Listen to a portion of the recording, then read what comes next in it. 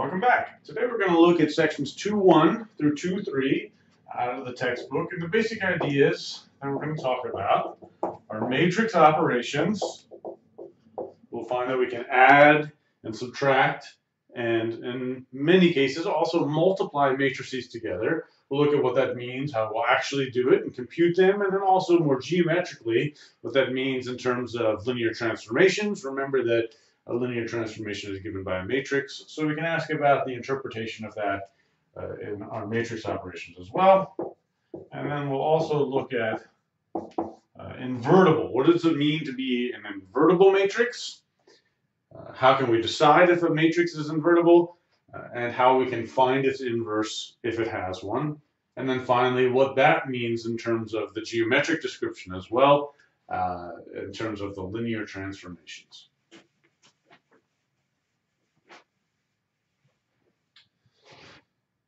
So, 2.1, matrix operations. We're not going to spend too much time on the basic ones, but addition and subtraction are really as simple as it can get.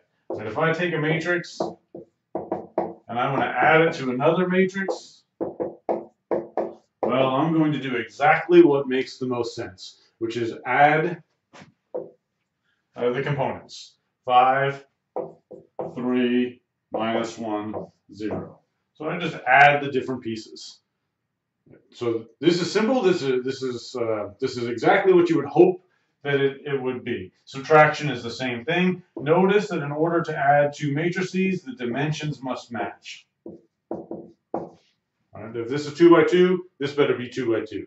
If this is 2 by 6, this better be 2 by 6.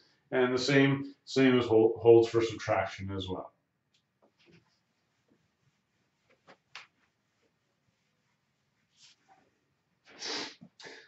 We can scale a matrix as well, just like we could with vectors. If I say 6 times the matrix 1, 0, 3, minus 1, 2, 1, all that I mean is scale every entry in the matrix.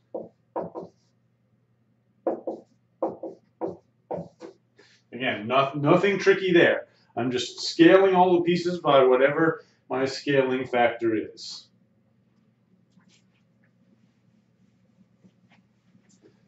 The one that gets to be a little bit tricky is when we talk about multiplication.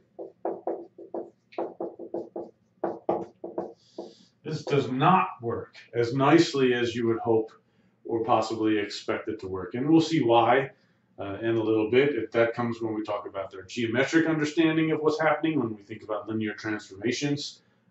But for now, let's define what we mean by matrix multiplication. It's actually going to be pretty similar to what we mean when we talked about a matrix multiplied by a vector. We've got a couple of things that are similar going on. But first, here's what we're going to do when we multiply a matrix. If a couple of things that have to be true, we need certain things to be true about the dimensions of the matrix that are different than just matching. So what I'm actually going to do is, let's do something like this. Remember, when I multiplied a matrix by a vector,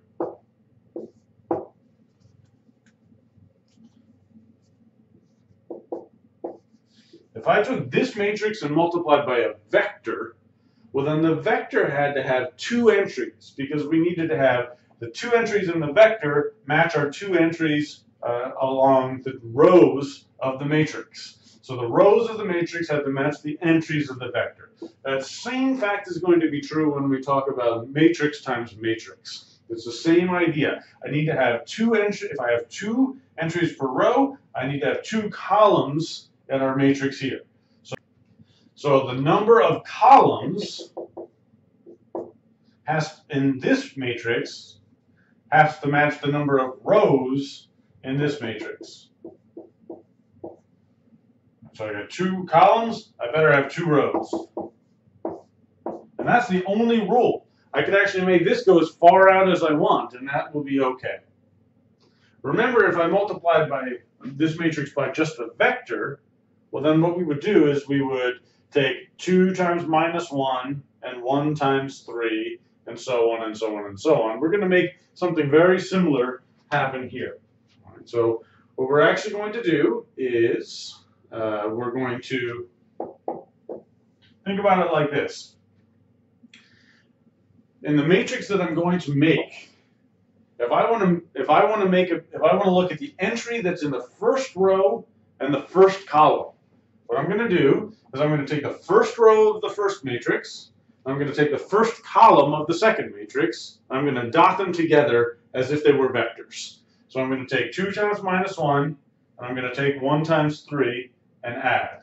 So 2 times minus 1 plus 1 times 3. That's row 1, column 1. And so this is row 1, column 1, in our final matrix that we're producing. So I can go row 1, column 2. And in our final matrix, that will be row 1, column 2. And I'm going to do the same thing. I'm going to dot these as vectors, 2 times 0 and 1 times 1.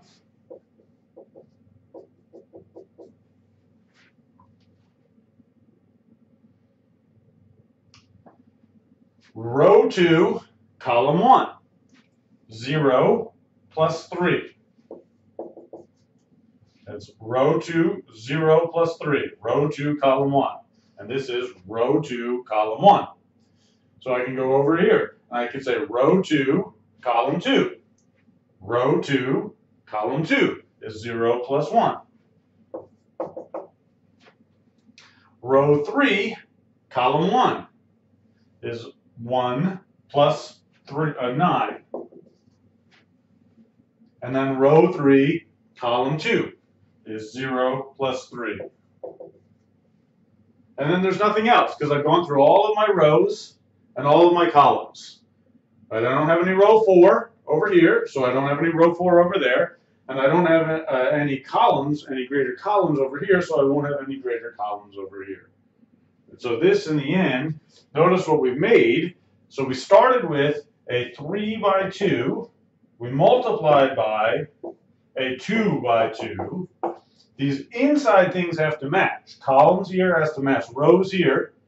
They match. The resulting vector is 3 by 2.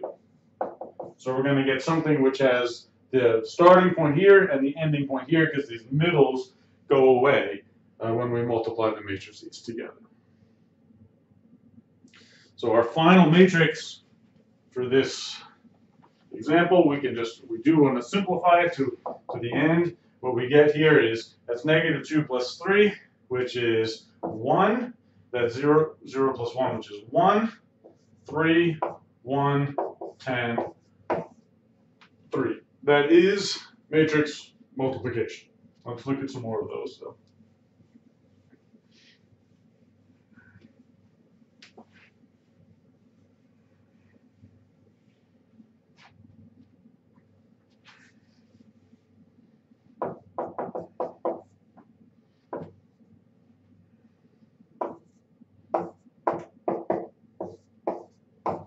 Let's take this matrix and multiply it by something else. Let's first decide what we could multiply it by. Well, this has 3 columns, so it better end up having 3 rows in the end, so that my columns here matches my rows here. All right, so this has to have 3 rows. This has 3. This had better have 3. So I'm making, and again, then it can go as far as I want. So let's just do this. So this is 2 by 3. This is 3 by 2. In the end, we're going to have a 2 by 2 matrix because the 3's are going to go away. It's going to be a 2 by 2 matrix. Row 1, column 1 is row 1, column 1. 0, negative 2, 2. Row 1, column 2, row 1, column 2. 3, 2, and 2. Row 2, column 1, row 2, column 1 is 0, 0, and 4. And then finally, row 2, column 2 is row 2, column 2 is -1, 0, 4. So that's 0, 7, 4, 3. And that's the result.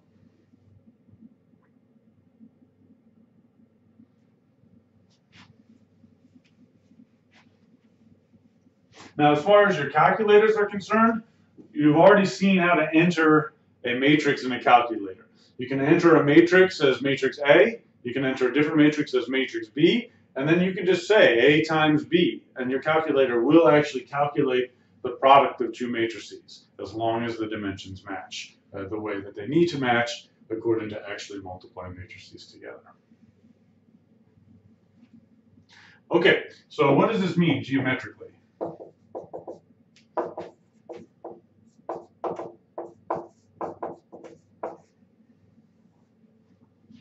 So suppose that I have a linear transformation T from R3 to R2. Let's call this T sub A. It has some matrix A. And suppose that I have a linear transformation TB. All right, let's think about, suppose that what I actually want to do is something like this, from R2 to R4. Notice that I could actually input my vector that's in R3 into this TA, and I get a vector in R2. And then I could input that result into TB and see what happens. And so let's remember what this is, right? So in terms of our description that you, from calculus, from functions, from algebra, this is composition of functions, composed with. I can say TB composed with TA. Why? Because if I input a vector into TA, then it outputs something in R2, which then I can put into TB. And so if I say TB composed with TA at a vector x, that's TB at TA at x. But TA at x is over in R2, which means it makes sense to put it into TB. Remember, what is the matrix of a linear transformation that goes from R3 to R2? If I want to go from R3, so if I want to input a vector that's in R3, over here, if I want to input a vector in R3, then I better have 3 columns.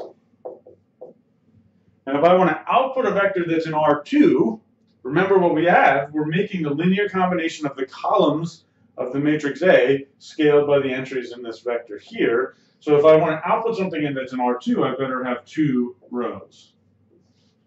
So A is 2 by 3. Similarly, B, according to what we have here, is going to be 4 by 2.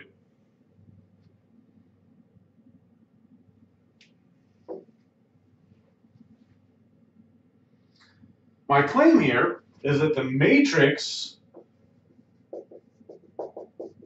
for TB composed with TA is exactly B times A as a matrix is concerned.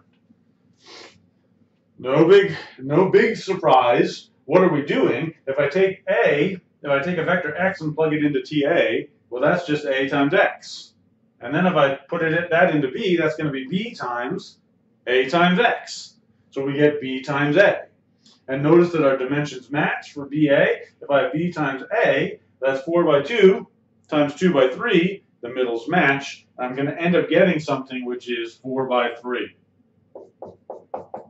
Which is exactly what I want, because when I compose, I'm going to go from R3 to R4, which will correspond to a 4 by 3 matrix.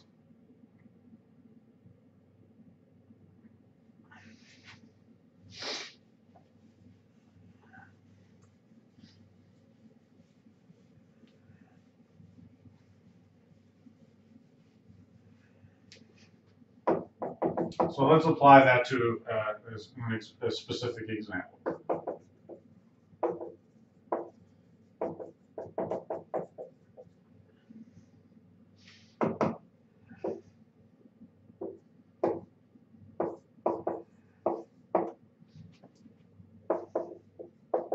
Let's rotate clockwise 90 degrees.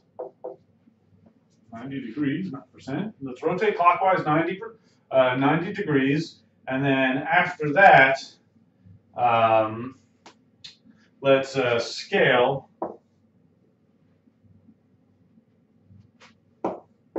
by 2. Then we'll scale the vector by 2. So let's think about these individually. Right, so if I rotated 90 degrees, so if A is rotate 90 degrees, what we've seen is, it's been a few class periods since we thought about this, but if I rotate 90 degrees, what am I doing? Clockwise. I'm taking these vectors and rotating 90 degrees clockwise. Remember, I need to say what happens to E1. I should say that we are in R2. So let's say that we're in R2. What happens to E1? E1 becomes negative E2. Right, so E1 goes down to negative E2, and E2 becomes negative E1, which means that the matrix A is T of E1, T of E2, which is negative E2, but E2 is 0, 1, so the negative version is 0, negative 1. T of E2 is negative E1, E1 is 1, 0, so I get negative 1, 0. So that's the matrix A.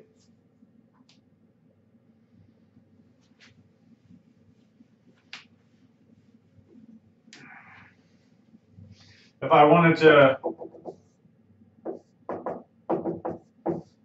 to scale by 2, let's call that B. Scale by 2. Right, so for any matrix, if I wanted to take a vector and then scale it by 2, right, so what happens to E1? Well, E1 becomes 2E1. Everything is scaled by 2, so that's 2, 0.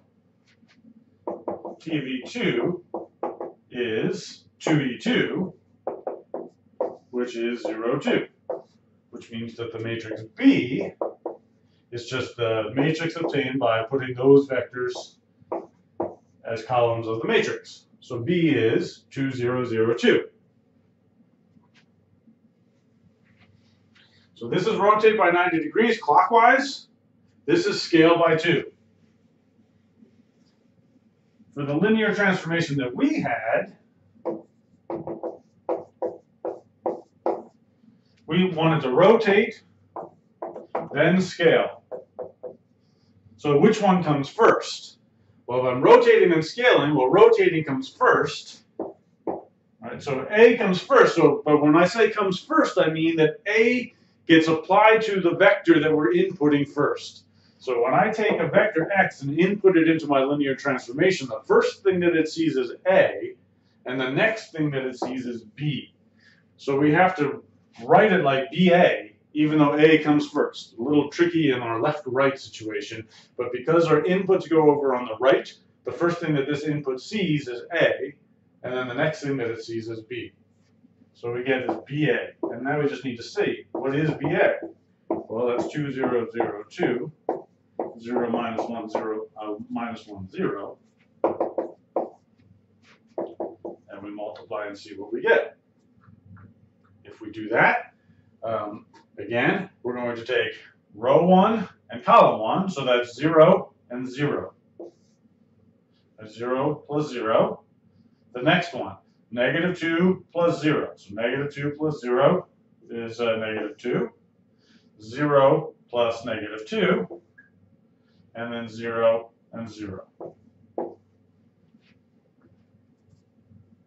And so this is the matrix for the linear transformation that is described by applying a process, right? We did one thing and then another, and then if we wanted more complicated, we could describe 4 or 5 things that you do in a row. If I know the matrix for each of the steps, I'm going to multiply those matrices, thinking about multiplication in reverse order because of this issue, and then in the end, what I get is the matrix for the linear transformation that we're actually describing.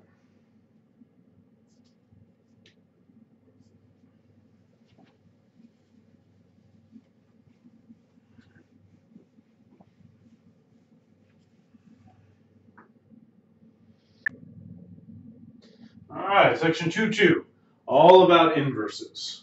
Inverses. So we're going to start with a little bit of a formal definition and then develop some intuition about what that actually means. So given a matrix A,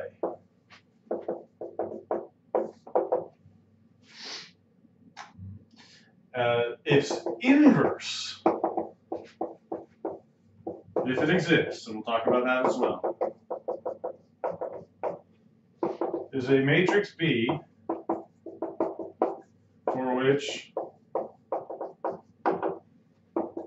B times A is our favorite identity matrix. Right, so remember that the identity matrix is the matrix that has ones on the diagonal and zeros everywhere else. And this behaves like the number 1, right? Because if I take this matrix and multiply it by any vector, nothing happens. So it's like multiplying by 1. So this is saying the inverse of a matrix A is a matrix so that undoes whatever A does. If I apply A and then I apply B, I get back to the vector X.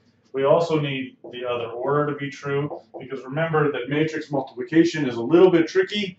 The order that you multiply matrices together actually matters. And so I need to also look at it in the other direction. So A, B also must be I. And then we write A inverse is B. And so this inverse is this -1 exponent. So this is just like when we talked about notation for function inverses. Right? So if I said F inverse as a function, what it actually means, if I want F inverse, remember our definition, it's the function so that if I compose it with F, I get back to the function that does nothing. Right? The function f of x equals x. And that's really exactly the same definition here.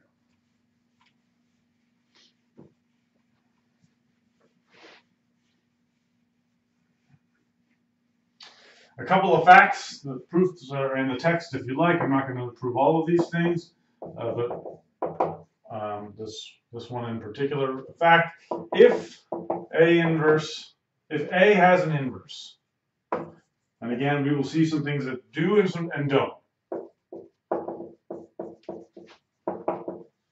then A is square. That is, it's n by n. It's not a rectangle, same rows as there are columns. And really we only need one of those things that I wrote down. If AB is the identity, then BA is also the identity. So really, in the end, while matrix multiplication in general depends on the order that you do it, as far as the inverse is concerned, it actually doesn't matter. If it works on one side, then it works on the other side.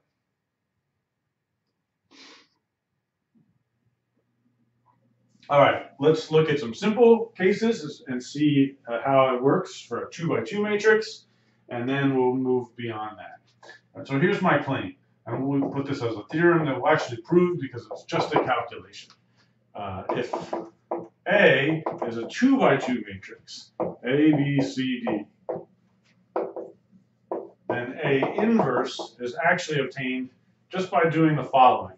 I have a formula for this. First of all, I'm going to take 1 divided by AD minus BC. So AD, one diagonal, minus the other diagonal. AD minus BC. And then what I'm going to do is take D and A and switch their places and make B and C negative.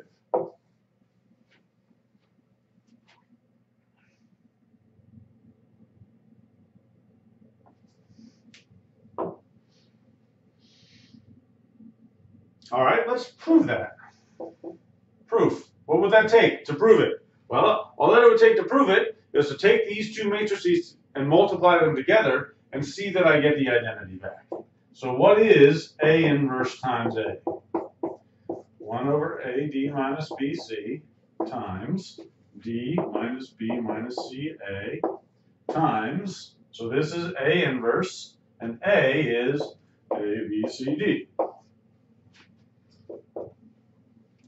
Let's multiply our matrices together.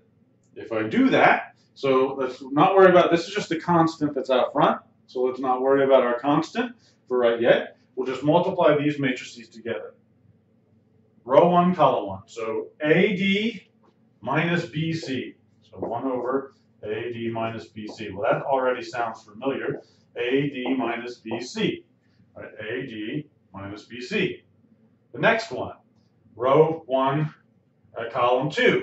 BD minus BD. 0. Oh, that's good. AC minus AC is 0. And then that's negative BC plus AD. So that's AD minus BC. So then when I divide by this constant, which is exactly this and this, I get 1, 0, 0, 1. Which is the identity, which means that this is the inverse.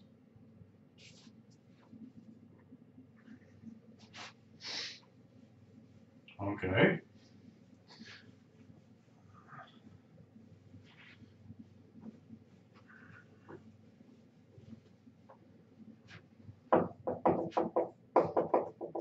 So let's find A inverse for A 2, minus 1, 0, 2. So again, all that I'm saying to do is we're going to switch the order along the first diagonal, which in this case does nothing. So switching 2 and 2 does nothing. We're going to make both of these negative. 0 negative is still 0. 1 negative is still 1. And then we need to multiply by 1 over the product of the first diagonal, 4, minus the product of the other diagonal, 0. So that's 1/4 times this matrix, which is 1/2, 1/4, 0, 1/2. And then if you take this matrix and multiply by this, you're going to get the identity. Or if you would take the first times its inverse, you would also get the identity.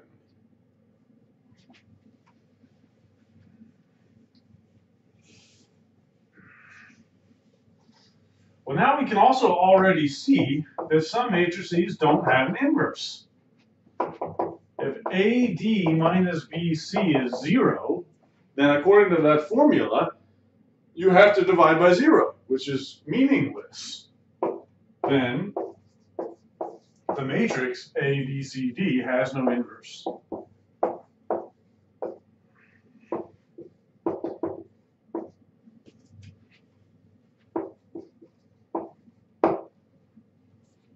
Let's look at an example of a matrix for which this is true.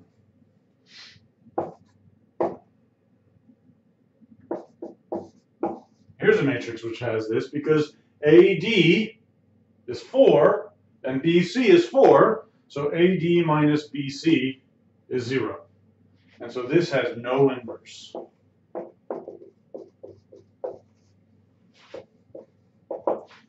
What else do we notice about this matrix? Well, we notice that the second column is a multiple of the first column. We're going to expand on that. That's not all it could take. Really, this multiple of the first column, we'll see it comes down to being linearly independent. If my vectors, if the column vectors are linearly independent, then we're going to find that we can find an inverse. Otherwise, it'll have no inverse.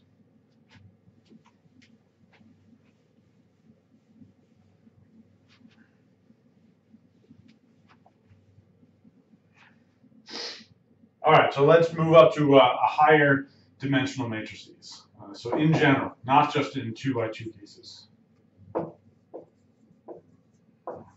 Here's a process. I'm not going to prove that this works. I'm going to describe the process. The proof is in the textbook. We're going to look at the process. We're going to apply it to a couple of examples and see that it works. And hopefully that will convince you that this procedure really does work. But here's what I'm going to do. If I want to find the inverse of a matrix, to find A inverse, right, I'm going to write down A. Let's just actually work this with an example. Step by step, I'll describe what I'm going to do. So if A is this larger matrix, 2, minus 1, 0, 3, 1, 2, 1, 4, minus 1.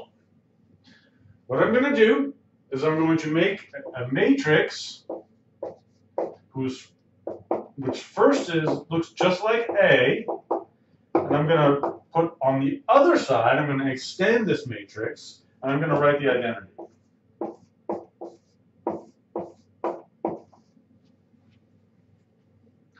So I've got A, and I've got the identity. And now my claim is as follows. I'm going to try to row reduce A. Remember, everything that we do in this class is row reducing. I'm going to row reduce A and try to get it to look like the identity. That's what row reducing A would do. Pivot, pivot, pivot, if I could. Right? And so I'm going to apply all of the steps that will row reduce A to the identity, and at the same time I'm going to apply those exact steps to the identity. And my claim is that when this looks like the identity, whatever we have over here is A inverse. And so let's just see that. So let me keep A over here. 2, minus 1, 0, 3, 1, 2, 1, 4, minus 1. So that's A.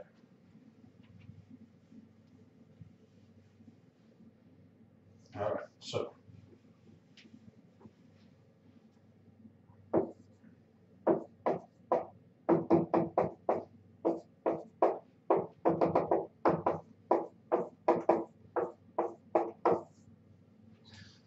So now we need to row reduce. We need to get this to look like the identity. So my first choice, my first step here, I need to get a 1 up here. I'm just actually going to move row 1 up there. So I'm going to flip row 1 and row 3. Because that puts a 1 up there without much trouble. But I have to flip the entire row.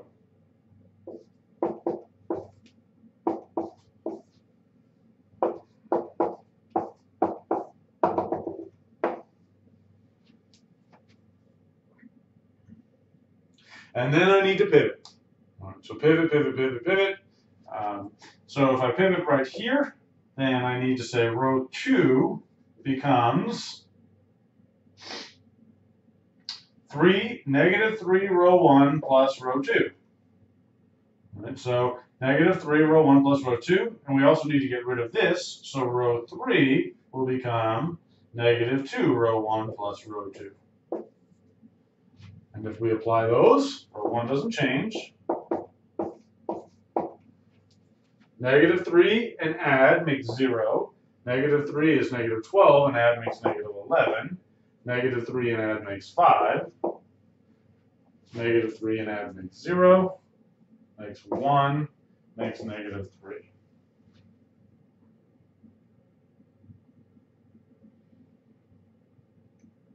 Negative 2 row 1 and add makes 0. Negative 8 and negative 1 is negative 9. 2 and 0 is 2. 0 and 1 is 1. Sorry, this should say row 3 becomes negative 2 row 1 plus row 3. We're adding these two rows. So 0 and 1 is 1. 0, 0 is 0. Negative 2 and add is negative 2. And already you can see what's happening. Right, by doing this, we've pivoted around this point. We've got zeros here, and that's put some non-zero stuff over here. We're going to keep applying the process. By doing so, the right-hand side is going to get more and more complicated. The left-hand side is going to become the identity. I'm going to skip all of these middle steps for now and just tell you the final result. But if we continue this procedure, then what we will find is the following. And so this is the end result of this procedure. So this is, again, I skipped all of these middle steps, but this is the end result of the procedure, and we end up with a matrix which is the identity on the left, and my claim is that this is A inverse on the right. And sometimes we're going to get these complicated answers, but let's just look and see. So we will take a second and put these two matrices into our calculator just to check and multiply and see that we get the identity back.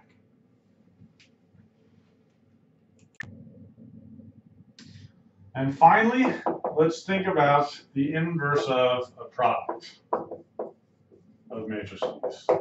So for instance, what is the inverse of AB? Well, a natural first choice would be A inverse, B inverse, but that doesn't quite work. As it turns out, we've actually got to reverse the order. Right? The inverse of AB is B inverse A inverse for the following reason.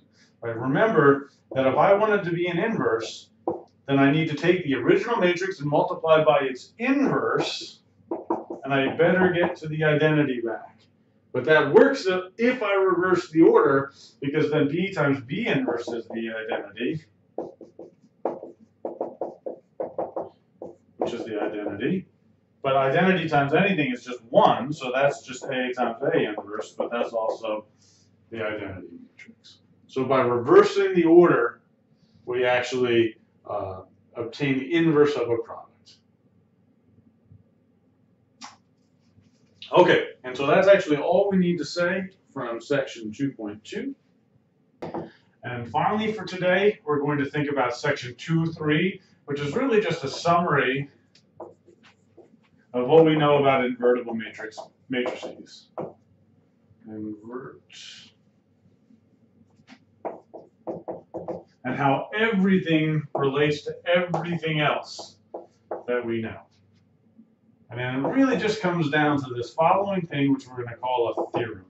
The following are equivalent.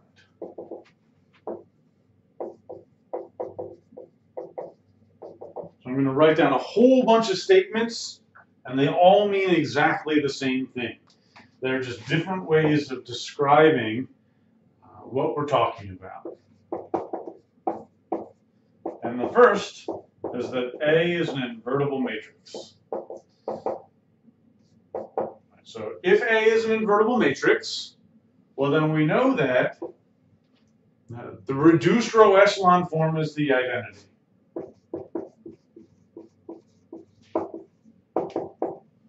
That we know from last time, because in order to find the inverse of A, we would start with A, start with the identity, and row reduce. And then if we get down to the identity on the left, then what we have over here is the right, is the inverse. If we can't get down to the identity, then that means that it doesn't have an inverse. So if it's invertible, then it reduces to the identity. What does that mean? That means that A has n pivots. Because if it reduces to the identity, and let's say that A is an invertible matrix, which is n by n. So then it must have a pivot in every row, each row, and each column has a pivot.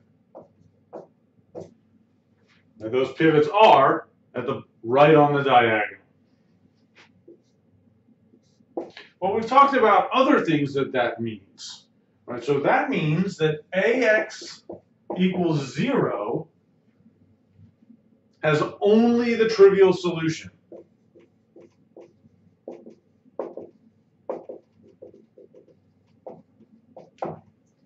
Because if it had any other solution, that would correspond to a free variable, and free variables correspond to non-pivot columns. But since every column has a pivot, there must be no free variables, and so AX equals 0 has only the trivial solution. Very related to that, AX equals B has a unique solution. It's really the same argument. If I were to have more than one solution, then I have a free variable. Another way of thinking about this is if I start with AX equals B, well, and I have an inverse, then I can multiply both sides on the left by A inverse. But A times A inverse is the identity, so I get X equals A inverse B. So I could actually solve for X right there.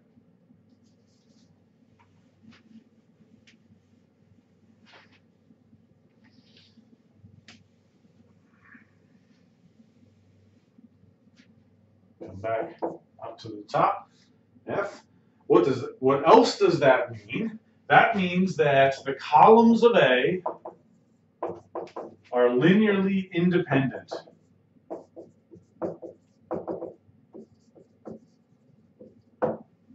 This we saw from previous chapters.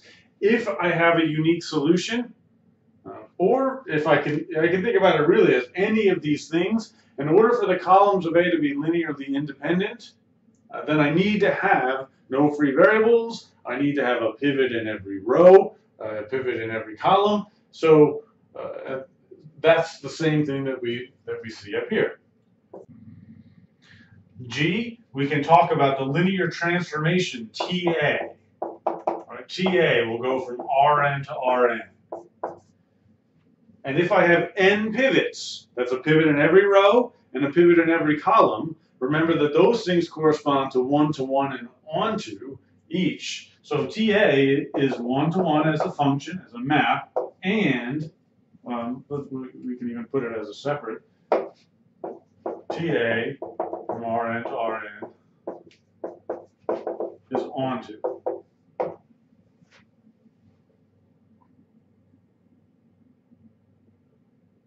Finally,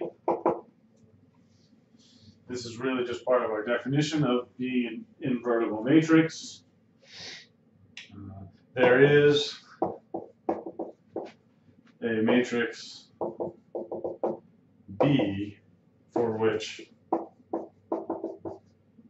BA is the identity and AB is the identity. So this is really just a summary at this point of everything we know about invertible matrices, and just a restatement of all of these facts. All of these facts are related. They're just different ways of talking about exactly the same process. You take your matrix A, you row reduce, you see what you get. You try to get as close to the identity as possible. If you get to the identity, then all of these things are true. Any one of them is the same thing as saying any other one of them. If you don't end up getting to the identity when you row reduce, well, that means that none of these things are true. And if one of them is not true, then none of them are true. So again, we have to be comfortable with talking about a matrix in terms of a matrix, in terms of a linear transformation, in terms of part of a system of equations. Does this system have solutions? Is this linear transformation one-to-one or onto? Or are the columns of A linearly dependent or not? I'm going to just add one more onto here, Hij. Also span. If the columns of A are linearly independent, if this is a one-to-one and an onto map, if I have n pivot positions, another thing that I can say is that the span of the columns of A is in fact all of Rn. So being an invertible matrix is very nice. Every nice thing that could be true about it is in fact true. And so this section is just a short section, and that's all we really need to say about it. It's just a summary of all of these facts. And at this point, you are in a good position to look at the homework and quizzes for sections 2.1 through 2.3, and I'll see you next time.